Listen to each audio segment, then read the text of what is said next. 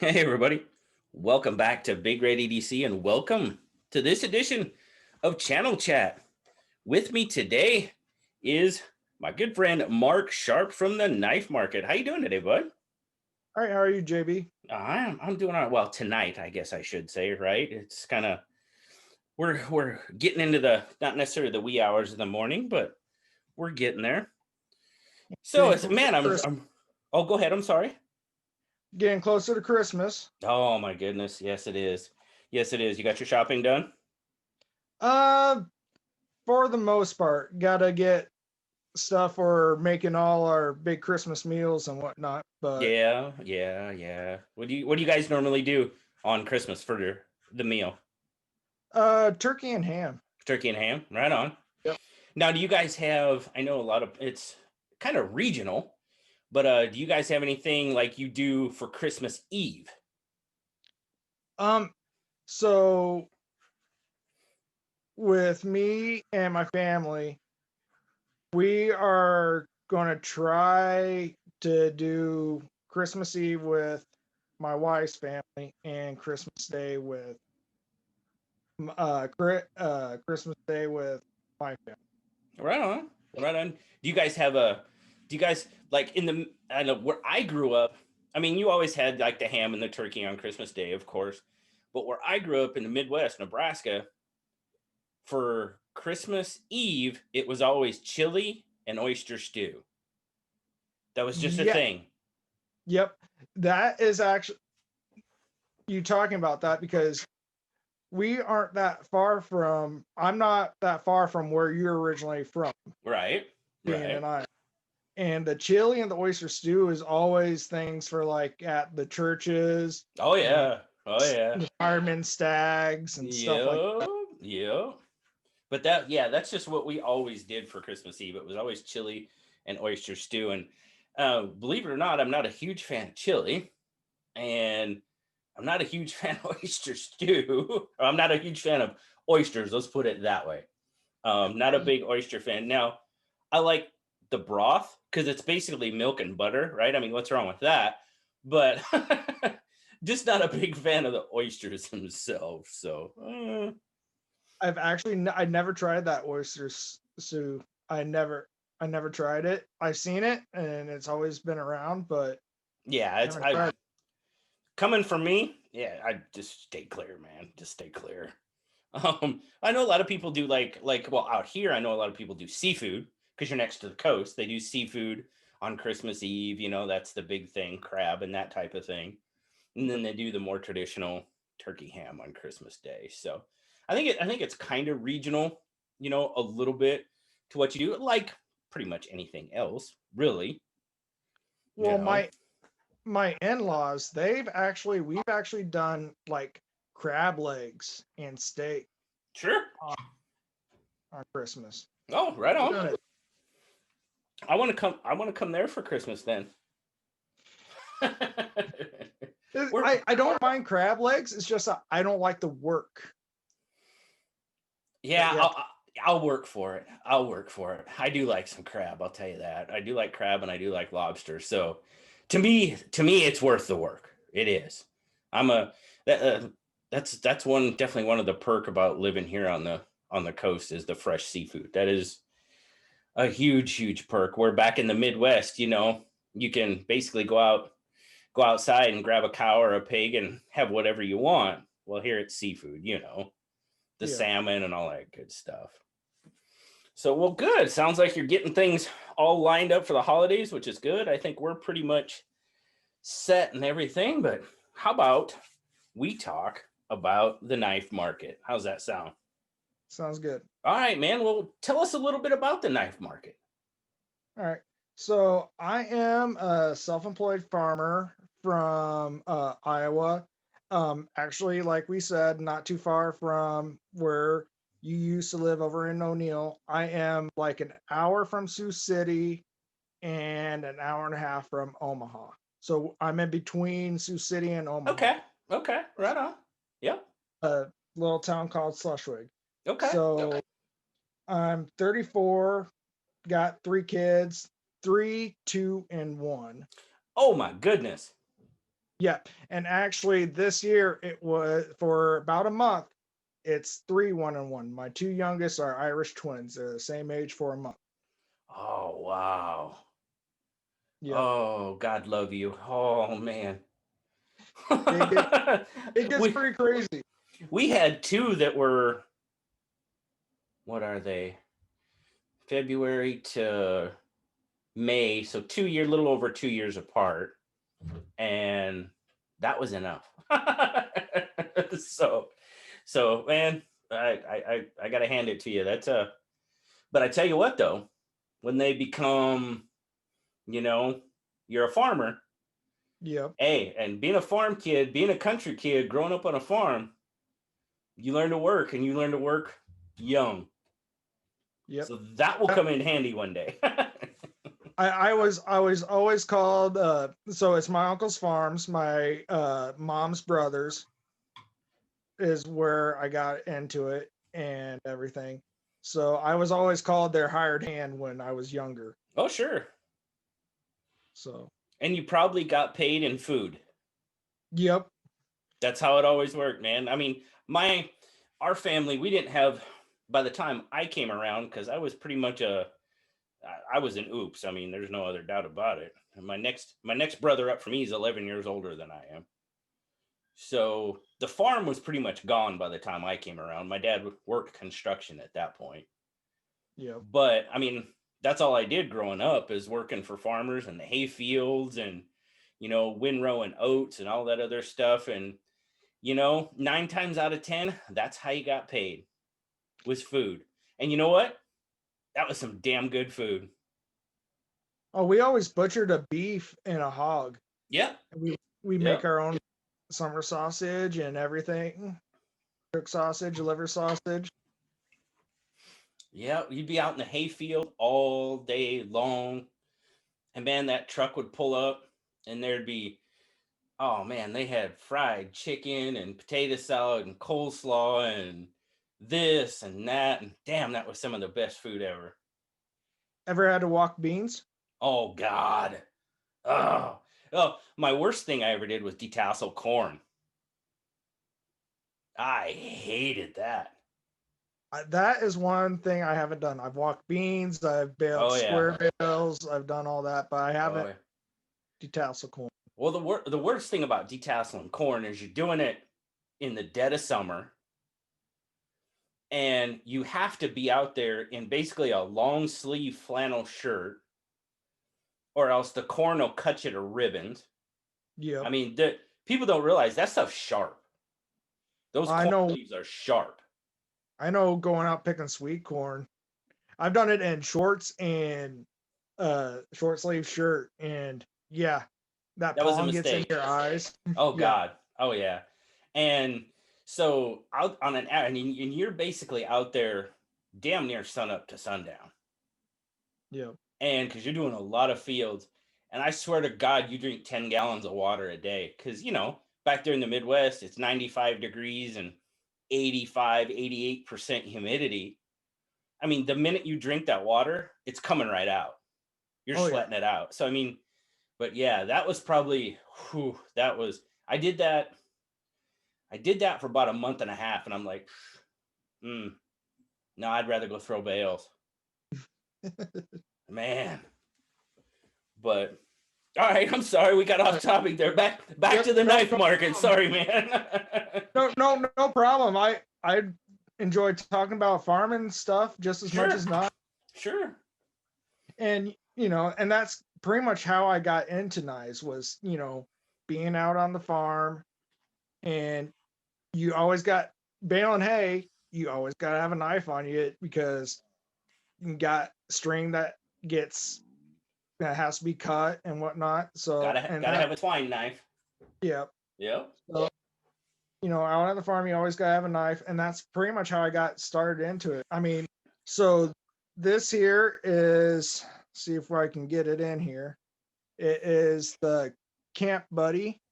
This was Okay. actually my uncle's. I Oh, had two cool. uncles that farm, and this was actually my uncle's, and they gave it to me and whatnot. So this is one of the first ones, and then, you know, the other thing that got me, it's pretty much a staple, pretty much, isn't it? This isn't a regular Swiss Army knife Victorinox, but Mm-hmm. it's a Swiss Army knife, per se. Sure. And so this is another thing that got me into it. Yep. But really, if you want to get down to where it started in the beginning, it was this, and I screwed that up. Nah, But I got you. yeah, do you Dude, remember these? dude, that is the county carnival special right there. Every kid that ever got into knives that was going to carnivals or Yep. flea markets or stuff like that would Yep. get something like this, and it all starts here. I think I probably had, I don't know, 3 or 4 of those, because that's where we get them. You go to the carnival, you'd play those silly games, and oh, dude, it's a switchblade. It's a comb. I don't care. It's a switchblade. I saw Blade HQ. I think it's Microtech has OTF that is a comb, and they actually made the comb out of L-Max, I think. Serious? I have not seen that. Why have I not seen that? I think I saw that on one of the Blade banners. Really? Yep. Oh no, sorry. I'm just like, oh man, that takes me back to 8 years old, but it kind of combines the 8-year-old me with the however old I am right now me. Yeah. Um, and oh, cool. No, but oh yeah, dude, I know what you mean, man. Yeah, like I said, I had probably 3 or 4 of those from going to the county fairs and the carnivals, town. Because growing up, actually, all the little towns used to have their like yearly celebrations, Yep. and the And carnivals would come in, and I mean that's just all pretty much gone away now. yep. Yeah, I lived in Kansas for a while with my dad being a Lutheran pastor and whatnot. So I lived in Kansas for a while, and we always had the rodeos and demo derby, and then they have Sure.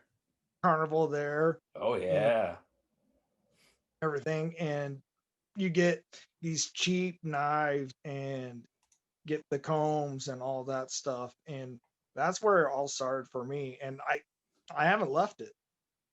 you know it brings back memories, Well, going that's the to best part about it. Yeah, that's for sure the best part about it. It brings back the memories of being a kid. yep. Yeah, without So question. yep. So as I got older, I got into a little bit better stuff. So this knife here is a Smith & Wesson Swat, and it wasn't this knife per se that I had. It was same model and everything, but the one I had, ended up giving to my buddy before I moved to Iowa from Kansas. And be and since I gave him this, he ended up giving me this Buck 119. Oh, nice. And so as schoolers, a sophomore in high school, back in 2004, that's how great this knife community is. We Oh would yeah. just give knives to each other and just trade off, as gifts. Oh yeah. So it's not just new to the knife community now, where how great it is. No, no, no, no. I got you. I mean, so these knives here are the main thing that started. My other first knife that I had, I don't have now, is old Cold Steel Recon 1 with the Ultra Lock, the Axis lock. I don't Okay. have that. I don't Okay. have that right now.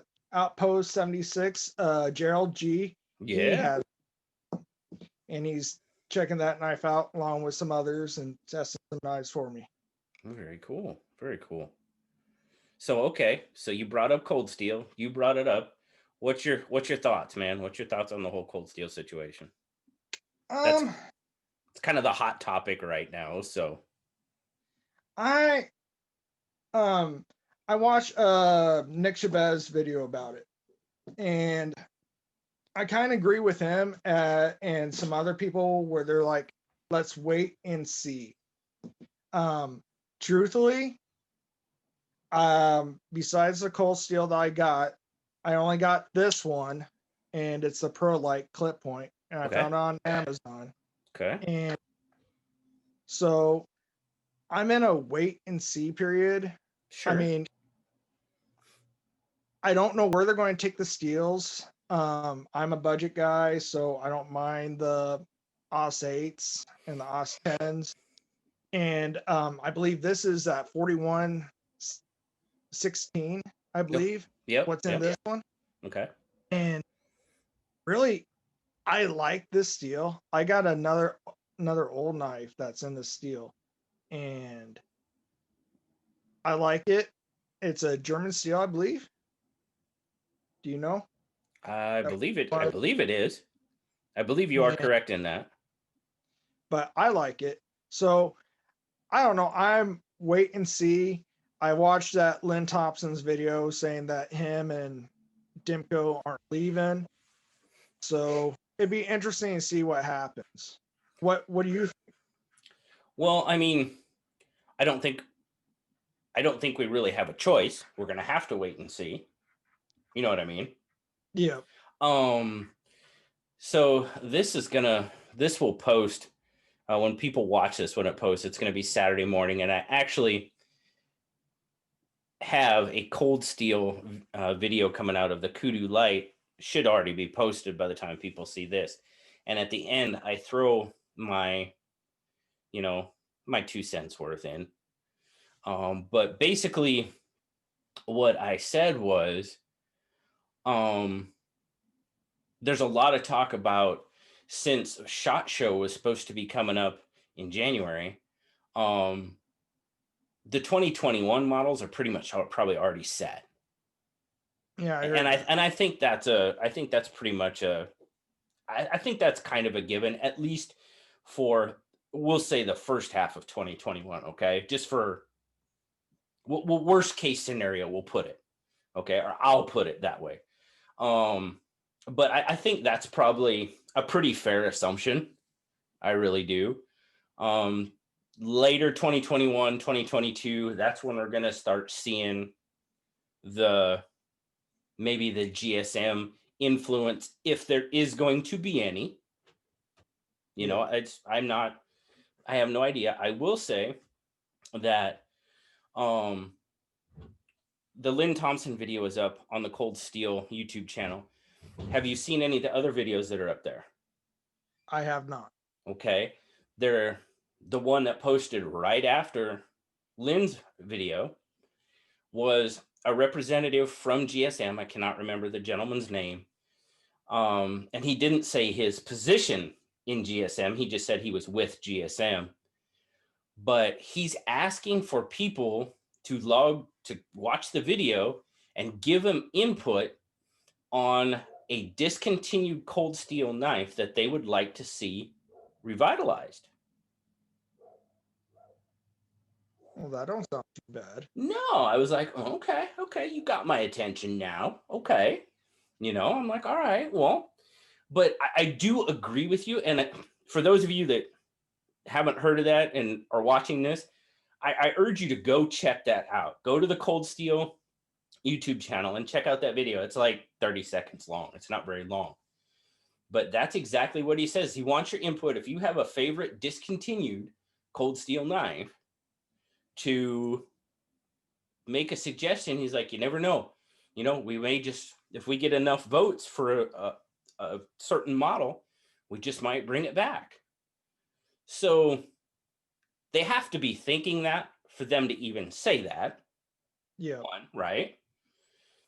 And I'm like, okay, well, now still remains to be seen, everything. The thing that I first looked at when I saw, because it was a surprise. I think it was a surprise to pretty much everybody. And they said that, I looked up GSM, and it was, they own a lot of outdoor companies, outdoor material related companies, camping, all that good stuff. like any major ones that My you know, like, my second half of that statement was not a whole lot that I'd heard of. okay. And that's just me. You know, I don't do a lot of camping and that type of thing. So could just be me. Totally, you know. So my first thought was, okay, they have all these brands like Cold Steel under their umbrella. Do they do all these brands, or do they do all these brands well? Yeah. Get my where my, you know, it's just there again, it remains to be seen. I mean, that's basically what it boils down to. It just all remains to be seen. But like I said, that video, it was a little encouraging.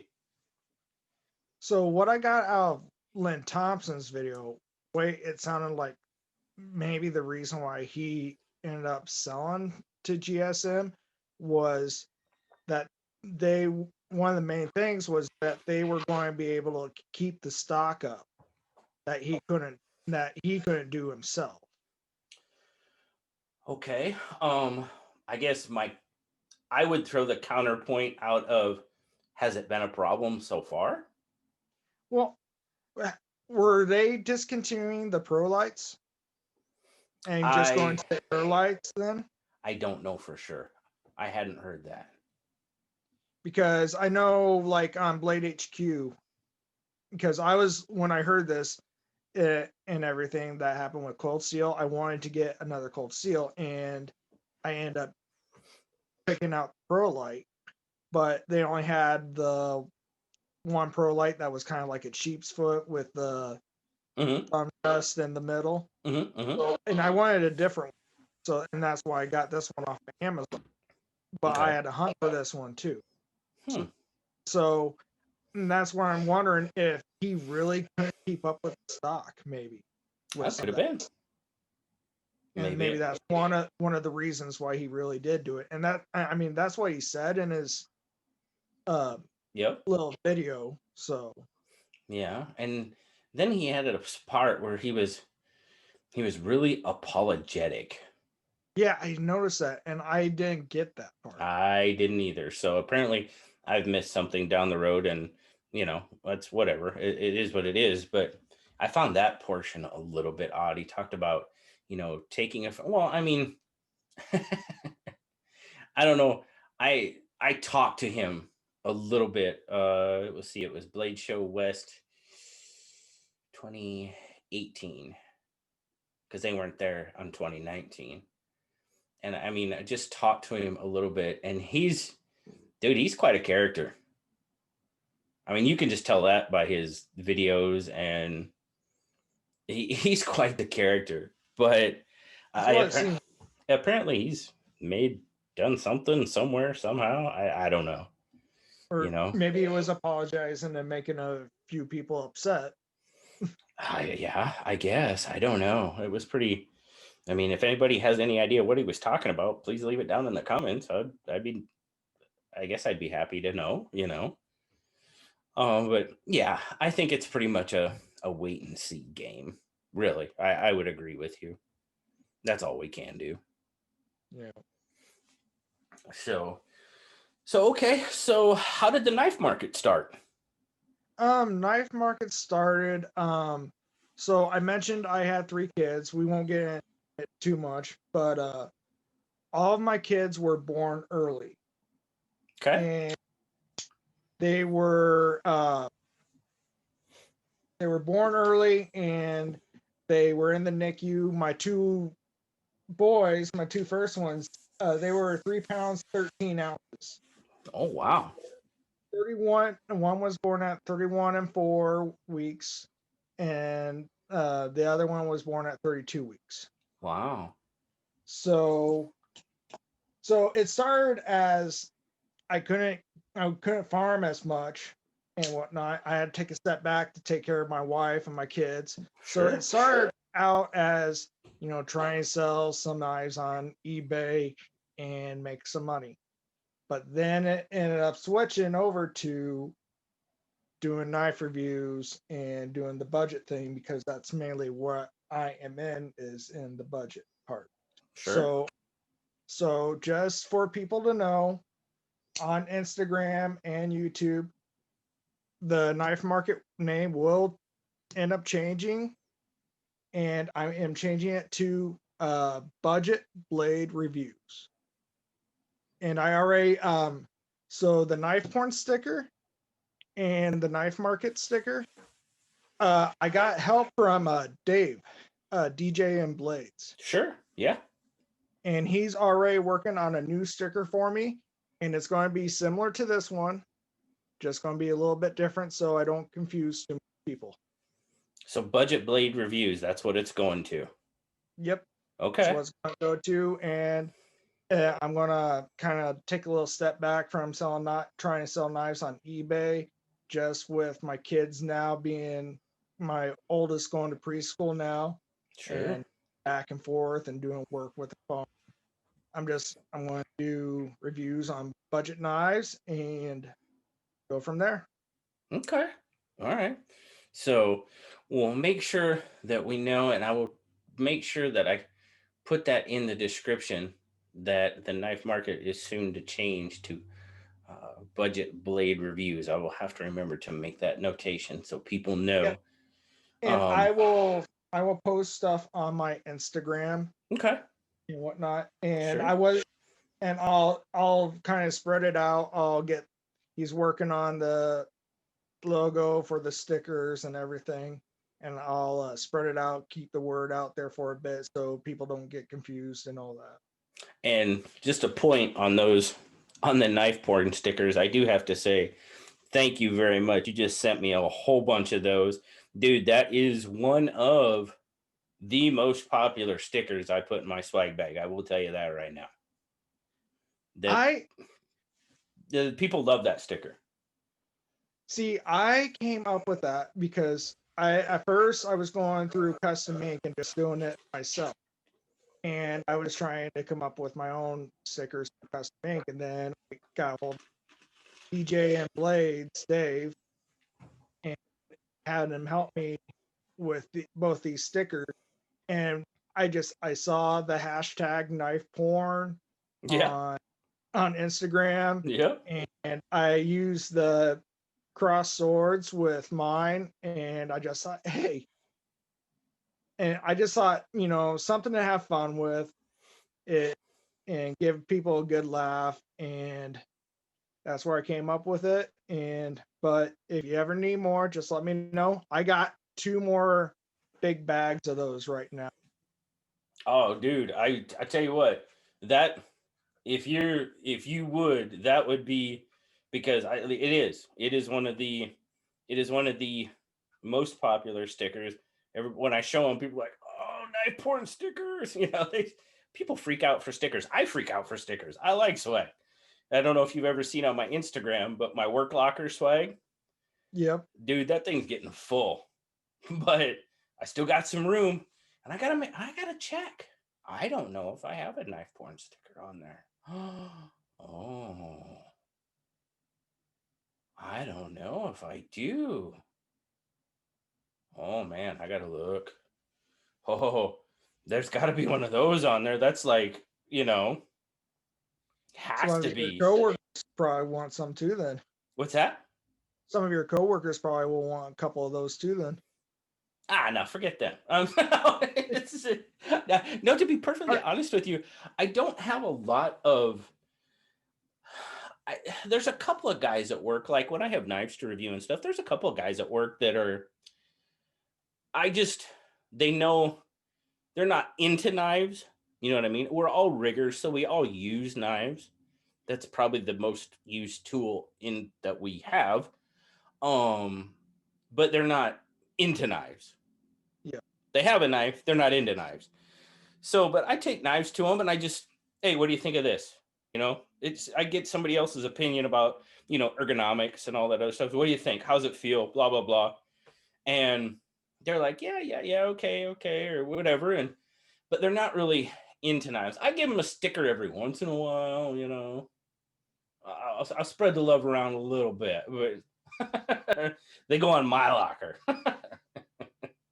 But with you reviewing knives and handing off to your buddies and what coworkers and whatnot. If you're using knives all the time, it's a good way to get a feel on how the knife is, because if you're using knives all the time and you're working, you know what you like and you know what's good. And to me, knives, I am a collector. I consider myself an enthusiast, even though I don't have this Benchmade Mini Freak is the most expensive knife I got.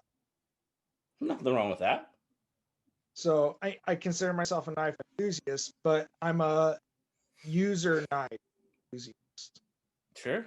So, I tell you what, I when I first, I started with budget because that's all I had, and as the things have grown and my tastes have evolved, and I'll never get away from budget. I love the budget knives. I love what Civivi does. I love what CJRB does. I love what Best Tech does with I like the Kaiser Vanguard line. I like budget knives, but I went out and I was like, okay, if I'm going to talk about knives, I guess I should probably experience the other end of it. So I went out and I bought a Sabenza. You know, that's not a cheap knife. no, It's not a no. cheap knife at all. It's a very well made knife, and that. Um, I I don't see myself spending nearly $500 on a knife ever again. I really don't. I don't. I just don't. Well, and there's nothing wrong with it. And Oh like I no, said, if that's your thing and that's what people collect, go for it. I'm speaking me specifically. well, I Um, yeah, well, like I don't I don't see me spending $200 on a knife. So there you go. There you go. and that's the one thing that I love about this knife community, because I was scared to get into it, because I didn't get into it until maybe 3 well, 3 years ago, maybe, Sounds and like we probably started about the same time. and I was kind of scared of it because, I had budget stuff. I had MTech stuff, and I read what people had to say about MTechs and whatnot. Oh yeah, And I I hear was you. scared about it. But the thing is, I wanted people to see that some MTech's stuff wasn't as bad as they said. And that was the whole point. And that was another reason why I got into, doing the Instagram, YouTube thing. Yeah. Because, so, what another thing that I like doing is finding budget stuff that is considered, I want a Metford, but I know I'm not ever going to get Metford because I don't want to use a $600 knife out on the farm and drop it in the mud. And I know they're indestructible, but I bet I could break it. I mean, I was cutting string off around my tractor tire that gets wrapped around there, from the hay bales. Sure. And I know I would probably slip and I'd chip that blade and I'd be like, oh, I just chipped a $600 knife blade. Yeah.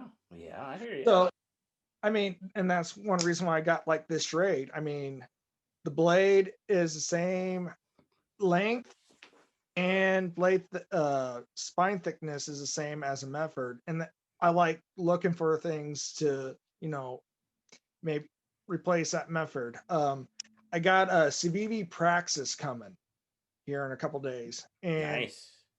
to me, way it looked, the reason why I got it was it looked like a budget Spyderco Shaman. Okay. Okay. That's kind of what I thought, Okay. So that's the I reason see why where I you're got. going with that. I can see where you're going with that. Yeah. So Dude, the backlash is still one of my favorite. That was one of the first, what was it, 3 or 4 they released? yep, It's still one of my favorite ones. It's a great knife. Great knife. And what, $40 maybe? yep. Yeah, I love Civivi, and now I don't know how much you've looked into it, but now they've got the whole Sencut line. Yeah, I heard that, and I didn't know nothing about it until you mentioned something about it in your stream with Zach. Okay. Okay. You mentioned it, and then I went back and watched the reviews on them. Yeah, I mean, I still don't know for sure. I need to find a couple more articles on them. But I think my take is that it's pretty much Sencut is going to take over like the 9CR D2, and Yeah, then Civivis are going to be more, because I see some of the new ones are coming out with like 14C, S35VN. As a matter of fact, I just got what is it? The Pintail, I believe I had. And the Pintail is S35VN for $80. It's Micarta S35VN for $80. That's not bad. oh, for S35, no. And then the other one is what is it? The Badlands Vagabond. That's an interesting name for a knife. But Yeah, now that one's 9CR. So I don't know if like they had some of these knives like already planned into production, basically already heading into production with the 9CR before the whole Sencut thing. I don't know for sure. That's why I'm still not sure where or if that line's going to be drawn. I think Sencut is going to stay below $50. I think Civivi's probably going to be in that 50 to 100, maybe even 125, because Civivi's have kind of crept up in price with the popularity. yeah. Not bad, not bad. And they're using different materials and quote unquote better materials, which a lot of them are. S35VN, much better than D2 in my book. Yeah.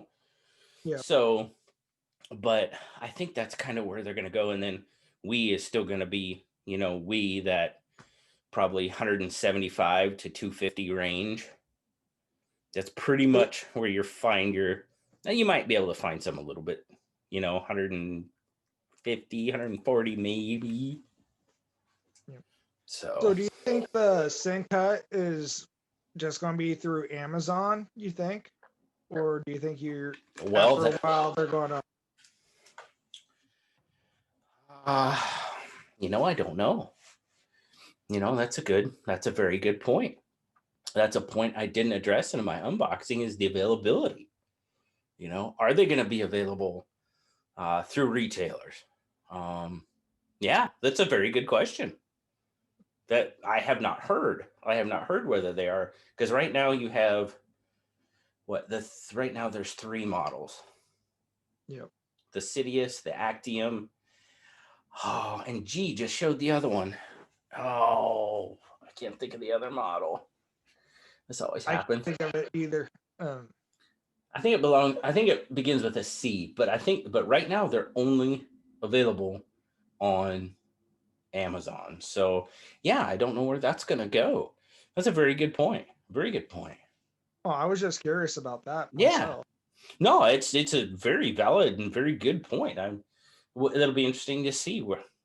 I'm sure it wouldn't surprise me with their popularity if right now because they are only available on Amazon, if they will branch out. You know what I mean?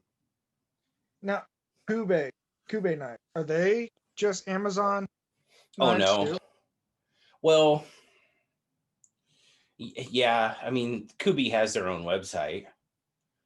But yeah, Kubi.com and Amazon.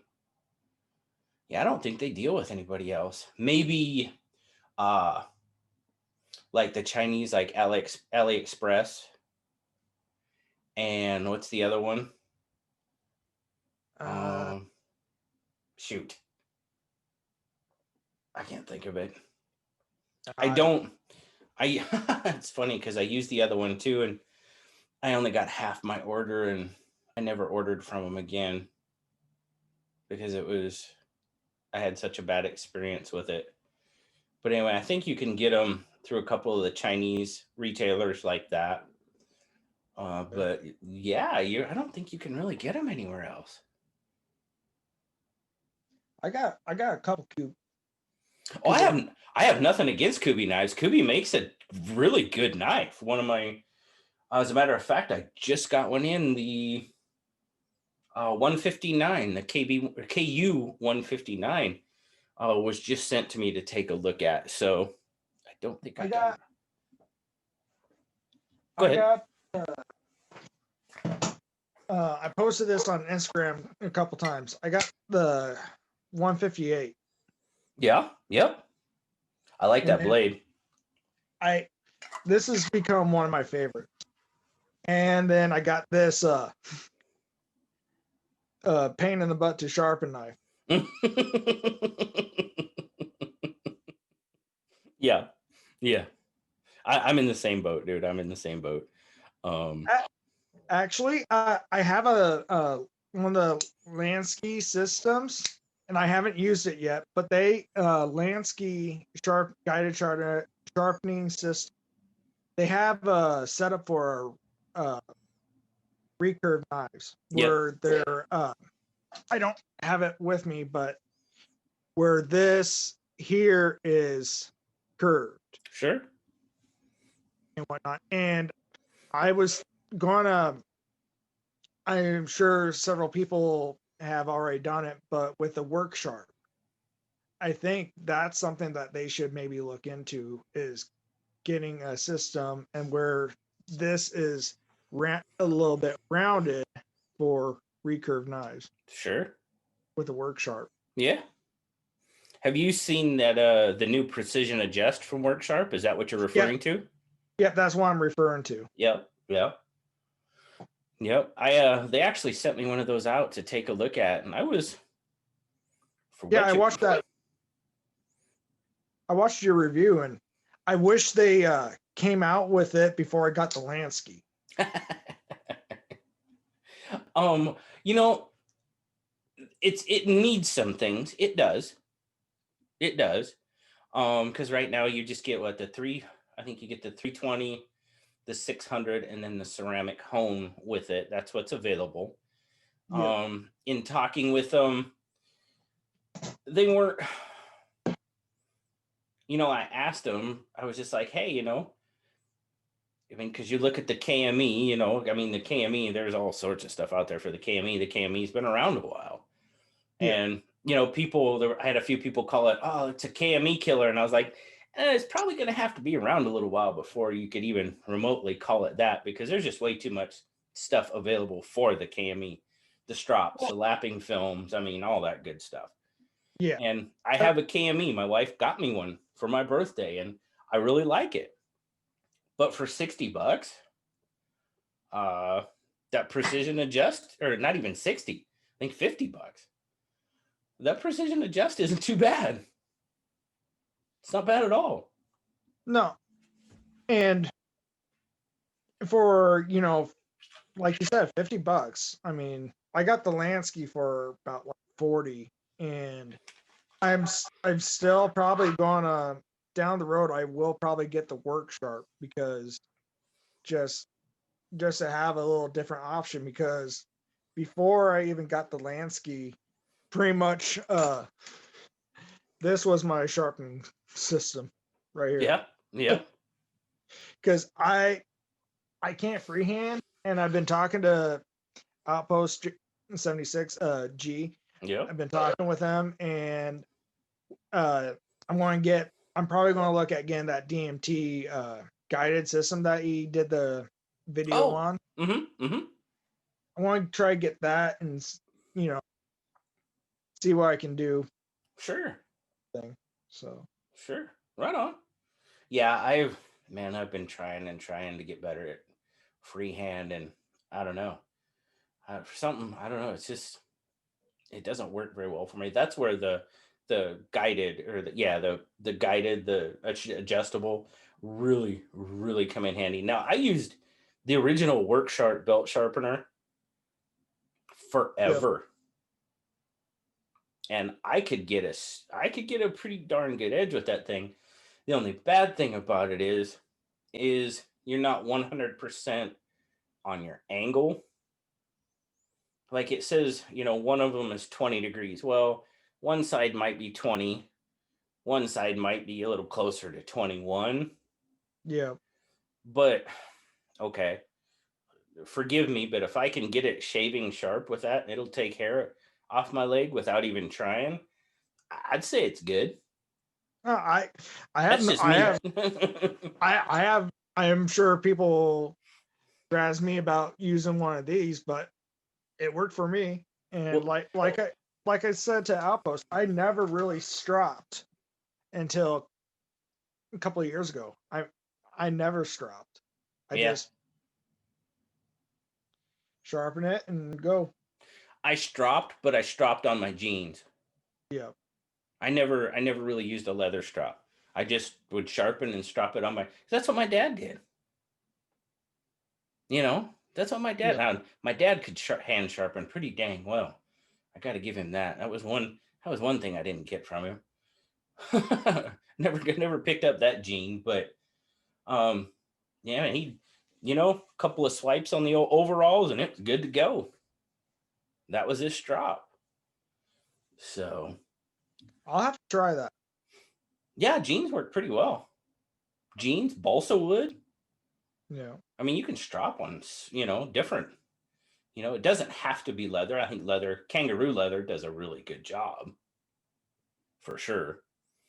But Well, when you're out, like me, and you're out on the go, and you just need a little touch up, right, right. You got your car window, right? Yeah. You ever seen them sharpen on a car window? No. Yeah, you can use the top of a car window to sharpen your knife. Now that you say it, that makes sense. Check it out. Check out a video on YouTube. Just look up a sharpening on car window or something like that. Yeah, if you're out and you need a quick, I mean, obviously it's probably not going to give you that razor edge you want, but if you need to touch it up real quick, it'll work. Yeah. But dude, can you believe we've been doing this for almost an hour? Really? Yes. I haven't seen the time yet. It's got to be getting close. I don't know for sure, but it's got to be getting close. I think we started about a quarter till, and it's back around to 38 already. That's just crazy. That's the thing about this. Like when I do my live streams on Saturday night, I'll say, hi, welcome to Saturday Night Live. And I swear I've been talking for 5 minutes and I look down and it's been an hour. Really? Oh yeah, it just goes so quick. But it's so fun. That's probably my favorite part about doing YouTube is the live stream. Get lost track of time. There's a lot of stuff to talk about. Oh God, there is. Yeah, without a doubt. I mean, it's just so fun talking with everybody. You know what I mean? Like this, like we're just talking back and forth. It's not planned. It's real. It's random, but we filled up an hour and I think we've talked about a lot of, fairly pertinent topics. You know what I mean? Yeah. That's just crazy. So speaking of topics, was there anything that else you wanted to touch on or to let people know about the knife market? We kind of touched on the fact that you're actually going to be probably moving away from the knife market and moving into budget blade reviews. Yep. And the main thing there is just I'm not gonna really look at selling knives on eBay anymore and just get into budget knives and just show people some good budget knives and hopefully maybe find some sleepers that people don't even know about. Okay, real quick, you're talking about budget knives. Yeah. Rough Rider. I apologize, JB, but I have not owned a Rough Rider. All right. Closest I got. Okay, this interview's done. We're done. It's time to go. No, I'm kidding. You don't know Rough Rider? Oh my goodness, dude. When it comes to budget knives, Rough Rider is probably one of my favorites. I've watched your reviews on them and I like them and everything. But what I got into were the frost cutlery one. Oh, dude, trust me, I had my run with them as well. But now I am not 100% sure about this, but I'm thinking there is some relationship there with Smoky Mountain Knife Works and Frost Cutlery. I don't quote me on it, but I'm thinking like one of Jim Frost's kids works with Smoky Mountain Knife Works. I might be wrong on that, but I thought that was a thing It's a where they're like, possibility. I cannot confirm or deny because I don't know myself, but there's always a possibility, I guess, because they talk about them every once in a while. yeah. So I think that might be a possibility. So I don't know, like with Rough Rider, if they're just a little bit better than Frost, but kind of a wee CVV thing, maybe. I don't know. I don't think the relationship is that close. I don't believe. I there again, I can't say for sure. I will say that in my experience, like your Rough Rider, you have like the Frost Cutlery, and then you have what is it? Steel Warrior. That's another Frost Yep. And brand. this is a Steel Warrior here. This is actually a carbon steel peanut. Yep. This is one of my only carbon steel knives I have, actually. Okay. And it's been Rockwell tested. They've, if I can get it to focus, they say Rockwell tested a 56 to 58 is what they claim. I think every Steel Warrior that I've gotten, yeah, they've all been like that, Rockwell tested and stuff. And it's, I mean, in my experience, for the most part, I think Rough Rider has been a little bit better quality than a Steel Warrior or your basic, especially your basic Frost Cutlery. You know, I would, nothing against Frost Cutlery, but just in my experience, I would say they're kind of the lower on the totem pole as far as quality and QC go. Oh, I won't argue with that. No, you're probably right and everything. And where I got into it was just watching that Cutlery Corner and just Oh, buying some. dude, late night knife buying on Cutlery Corner. Oh, been there, done that. It happens, man. It happens. and I'm 34 and I'm young yet, but I don't mind traditionals. A lot of my traditionals are mainly for like knives I use and carry to go to church or Of course. Yeah. that. Yep. I mean, But they don't have that threatening aspect to them. No. Yeah. Without a doubt. I totally agree with you. And I carry them because they're just, I like them. They're fun to carry. And the reason I like the Rough Rider, I mean, that's just kind of my thing, is it's a great way to see a lot of different patterns without spending a whole lot of money. And honestly, this Steel Will fits that category as well, or Steel Warrior, excuse me. Yeah. That fits that bill. It's a great way to get into knives. It would be a great first knife. Or it's a great way to not spend a whole lot of money on knives if you don't have a whole lot of money to spend on knives. Exactly. And that's the great thing about knives and knife buying is you can buy all the $10 knives you want, or you can buy all the $500 knives you want, or whatever in between, because there is such a wide variety. Well, back to talking about Colts. Just so I got the little Cold Steel Recon 1, and I've been thinking about buying a newer Colts Recon 1, but I got two knives coming. I got the Civivi Praxis coming, and I got a Kershaw payout coming. And Okay. both of them could come up to the Recon 1, but I'd rather have 2 knives that I know I'm going to enjoy other than 1 knife. You know what I mean? Oh, dude, you and I walk down the same path, man. Yeah, So and I don't know.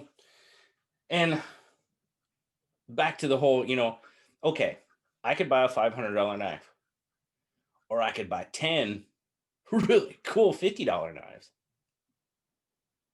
Well, 10 sounds better than 1. That's just the way I look at it. You know what I mean? yeah, and that's the way I look at it too. I mean, so and don't bother me if they have S35N or Maximit or Crew Wear. Hell, I probably wouldn't even be able to sharpen them if I did have them. Yeah, I'm right there with you on that one. But yeah, and people kind of dog on like 8CR. 8CR is not bad. It's okay. I mean, you're just not going to cut. You're not going to cut for a week on one sharpening, probably. Well, No. okay, I'll take that back. For what your average person does with a knife, you probably could cut for a week on an 8CR sharpening. So with your job, have you cut with 8CR? Yeah. Does it hold up for a week No. with your job? No. Not even remotely. Not even Because remotely. I know you probably go through a lot of rope and whatnot. Yes, I do. No, it doesn't. It I have a strop, I have one of the work sharp field sharpeners. One of the, gosh darn it, I can't think of the proper name for it. But it's got the 3-sided, well, it's got the 2-sided. You got the coarse, you got the fine, and then you have the ceramic rod on the side, the hone. Yep. I have one of those in my bag, the pocket sharpeners. And when I have a knife like that, I just have it on me and give it a quick touch up and I'm good to go. That's the thing. You just got to know what you're working with. Yeah. And I mean, I've taken a 3CR13 knife to work. No, doesn't last very long at all. Yeah. Because I'm cutting 1/2-inch rope, 1/2-inch natural fiber rope. No, it doesn't last long. It's not going to. 440A doesn't last long. Yeah. Touch it up, and just keep going. Touch it up on a break or whatever, and you're good to go. But it's just not going to last long. Now, if I had Maximit, yeah, I probably could. Who knows? I've never cut with I've never done my job with Maximit. You'd I don't have know. to probably have a pretty long break to sharpen that. Yeah, if it needed a full sharpening, I probably would. But there again, it might not. I could maybe use it for a week and not need to sharpen it. I don't know. That'd be kind of interesting to see. Might have to check it out. I might have to do that. But if I'm going to buy a Maximit knife, there I go. I'm spending a lot of money on one knife again. Not too bad. There's some out there that aren't too bad. Some of the Spyderco ones, I mean, yeah, but you're still touching 240, 250s in a lot of places. And about the only time I spend that kind of money on a knife is I really enjoy Laconico Designs, my favorite designer. And I love the simplistic beauty of his designs. I mean, that's pretty much it. And, for something like that, I mean, it's the same way with somebody that's going to buy a much more expensive knife, or buy custom knives. It's what they like. It's what they're, and there's absolutely nothing wrong with that. That's to each their own. But it's just that's just my line of thinking, and how, and I mean, plus doing a YouTube channel, right? I mean, I have to buy a lot of the knives. Yeah. Well, okay. There again, I could buy a $250 knife and review it, or I could buy 4 or 5 knives that cost a lot less than that and review them. It's more content for the channel. Yeah, okay. It might not get the views that $250 knife is going to get, but okay. I'm okay with it. You know what I mean? Yeah. I get it. And the one thing about it is with us talking about budget knives and me being strictly a budget knife guy doing my budget reviews and all that. I'm not bad mouthing people that do go out and spend a lot of money on knives, and all the people that like watch Dr. Franke or Nick Chabez. No, And no, not. I watch next to Baz. yeah, no, and I don't want to put off like that kind of vibe. No, I get you. Trust me, I totally get what you're saying. I mean, it like you said, each to their own. Yeah, for sure. Well, we say in the community, because I run a Facebook group. I'm an admin on a Facebook group, and that's one of the first rules: no knife shaming. Right? Yeah.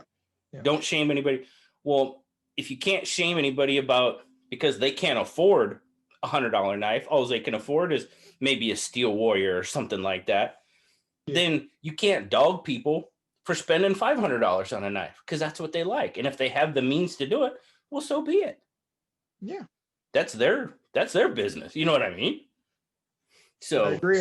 Yeah. I mean, it's all relative. It's all relative to, yep. And I guess I'm thankful that when a Laconico knife does come out, and trust me, I don't get every single one of them because I'm not that well off, but when a Laconico knife does come out that I really, really like, there's a good chance I'm going to have the opportunity to get it, as long as they don't sell out before I can get my hands on one. Yeah. You know what I mean?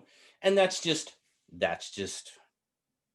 everybody is in a different place, and whatever they use, whatever they prefer, whatever they want, and like it goes back to, there's such a wide variety. There's something for everybody. Well, and that's one thing I love about this knife community, because like I said, I was worried, me being a budget guy, that I was going hazed for having nothing but budget knives, but it's been great. I've been welcomed with open arms, and this knife community is one of the great communities that is out there. Oh, that gets proven to me time and time and time again, especially when we're doing, I mean, just like, well, right now I'm working on doing a fundraiser raffle for a couple guys in the community. That one is Grateful Panic. I don't know if you're familiar with him or not, but him and I did start at this. I mean, him and I pretty much started at the exact same time. I mean, he helped me out tremendously. He actually helped me get back into the traditional knives, because he collected a lot of GECs. Yeah. And man, the first time I ever got my hands, he sent me a bullnose to check out. And I got my hands on it. I was just like, I need this in my life. I just loved that knife. It was great. And then we went back and forth. He would give me, he would loan me the traditionals. I'd loan him some. Well, at that time, it was kind of like the Tangrams, Kaiser's budget. And trust me, when I started out, I got my, why are you showing a Kubi knife? Well, that's all I can afford. So that's why I'm showing it. Because Kubi is one of those that kind of like Ganzo, kind of like SRM. They got their start, by copying knives. Yeah. And they did. I mean, that's what they did. And like Ganzo and stuff, I think Ganzo's really gotten away from it. I think San Renmu is another one. They're kind of rebranding themselves and kind of trying to get away from that, and I caught because somebody said, hey, that's a copy of. I was like, well, you know what? It's all I got. It's all I can afford. So that's what I'm going to put on my channel. I'm sorry. I'm just starting out. It's me. Okay. This is what I got. Yeah. If you don't like it, okay. You have two options. You can watch and not like it, or you cannot watch. Those are your options. I don't know what else to say. You know what I mean? Yeah. Well, and so, I kind of, with copies, I mean, I get it that there's only so many different knife. You can. There's so many different knife shapes out there, and there's been a lot. Sometimes there are going to be copies, and some, Ganzo obviously, like with the rat. Oh yeah, The, yeah. I mean, yeah, that's a copy, but there's probably some knives out there that look like copies, but aren't probably, you know, weren't supposed to be a copy. You know what I mean? Yeah. I mean, and I did a video about that not too long ago. This knife looks like that knife. Well, at some point, it's gonna look like another knife because it's got a handle, it's got a blade, and that's the one thing about, man, these knife designers that come up with genuine new ideas. You got to give them credit Yeah. because it's got to be getting hard. Now Unless you're there like, is. go ahead. I'm talking about copies. There's one thing that I was going to bring up, Yeah. and it might be controversial. Ken Onion. Okay. So Ken Onion going from Kershaw to CRKT. There's the blur, right, with Kershaw. Mm-hmm. Mm-hmm. Ken Onion over at CRKT. I can't remember the name of the knife, but over at CRKT, he came up with a knife that looks like the blur, almost identical. I don't know. I get it. He's a designer and Yeah. everything. Yeah. But coming up with the blur over at Kershaw, but then going over to CRKT and designing a knife almost exactly identical as the blur. Yeah, see, that's a tough one because that's a lot of designers have their look. You know what I mean? They have their, I mean, look at Elijah Isham or Ken Onion. I mean, you can pretty much tell, or Dmitry Sinkovich, or, even some of the newer ones like Dylan Mallory. They have their own stylistic way they design knives. Yeah. And, if you look at like a Dylan Mallory knife made with one company and a Dylan Mallory knife made with another company, they're probably going to look similar. Yeah. Just because that's his design style. And that company is the one that has agreed to produce his knife. Well, as an independent designer, you're going to go with whoever's going to put your knife on the market. You know what I mean? Yeah. And that I can see. I guess I can see that aspect of it. There's going to be some similarities between, but I think somebody else. Oh, well, I just did I just reviewed an MKM, the Isunzo. Yeah. That was produced, it was produced by, I think that one was produced by Fox, but it was put out by MKM, the Four Horsemen in Italy. Yeah. And, well, Vox designed the Pilar. And that was a lot of comments that I got. One of the comments was, well, this is a really expensive Pilar. I was like, well, it is a Vox design. That's his design style. And yeah, they went from CRKT to MKM using different materials, more expensive materials. So you're going to get a similarly designed knife with higher grade materials, probably going to cost a little more. Yeah. And it's being made in Italy and imported. So, who knows? That's kind of my take on that as far as the designer goes. Yeah. Is you're going to see some of that. You're going to see some of that.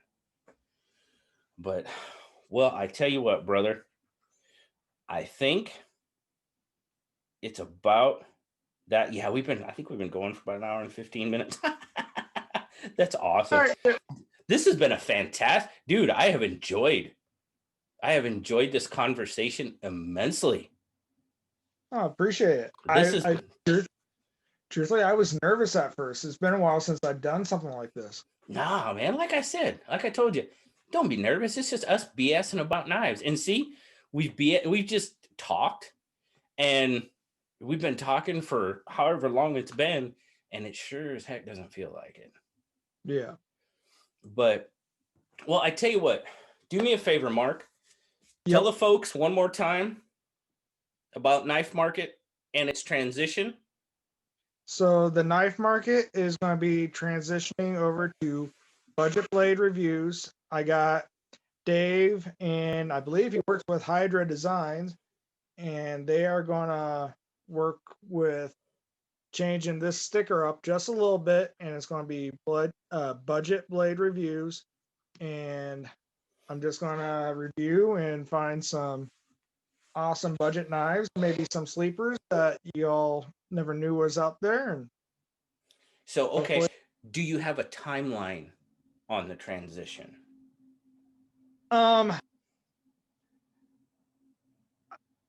So Dave just got a hold of me earlier today, showed me a test run already, and so it probably be 3 months, but I'll keep everybody updated on my Instagram. Just check me out on my Instagram, the Knife Market, and you can link that if you can link that in there. Oh, I sure You will. I definitely will. sure can. And so about my Instagram also. A lot of my content right now, with me being busy with my kids, a lot of my content will be on my Instagram. Okay. Reviews and pictures and stuff like that and everything. Okay. So for right now, I guess I would say make sure to check out Mark as the Knife Market here on YouTube and on Instagram. I will leave links to both down in the description of the video. But keep an eye out for his Instagram, because he is going to be transitioning over to Budget Blade Reviews. Yep. And you're going to see some good budget knife related material as always. Yep. But I tell you what, buddy, thank you so much for joining me tonight, and just an awesome conversation, my friend. One more thing with the Instagram. Yeah, go for it. Every 100 followers I get, I've been doing a giveaway. Cool. I just did my 500 follower giveaway not too long ago. I'm at 537 last I checked. So as soon as I get to 600 again, I'll do another giveaway. I get to 700, I'll do another giveaway. Sweet. all the way up to 1,000. I'll do a big giveaway when I hit 1,000 followers on my Instagram. So, well, that should be incentive enough, because I know people like free knives, and y'all know I like giving away knives, and Mark likes giving away knives from the sounds of it. So definitely make sure you head over and hit up the Knife Market on Instagram. Get him up to 600, because you know what? He's going to give you a knife when you do. Right on, buddy. Baby. Yes. Thank you very much again. It's been a fantastic talking with you. Take care, brother. I hope you guys and your family have an absolutely terrific Christmas. All righty, buddy. Bye-bye. Bye.